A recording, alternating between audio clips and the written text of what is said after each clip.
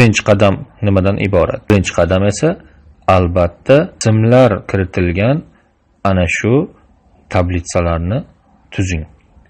Ya'ni sizning tanishlaringiz ismlarini kiritgan jadvalni. Hozirgi bosqichda bizga eng asosiysi ana shu jadvalimizni ism va familiyalar bilan to'ldirish. Bu ismlarni filtrlash, tozalash, sistematizatsiya holatiga olib kelish esa biz keyin ishlashga qulay bo'lgan jadvalni tuzib. Katak qalin daftarni oling, ikkita asosiy kolonkalarga bo'ling yoki xuddi shunday jadvalni elektron ko'rinishda kompyuteringizda tuzib oling. Tayyormisiz? Ana endi birinchi 3 ta kolonkasi bilan qanday ishlashni o'rgatib boramiz. Boshladik. Birinchi kolonkamiz ana shu raqamlarni belgilovchi kolonka hisoblanadi. Ikkinchisi ismi va sharifi. Uchinchisi esa insonning qayerda, qaysi shaharda yashayotgani, qanday mutaxassisga egaligi, yoshi kabi qisqa ma'lumotlarni kirituvchi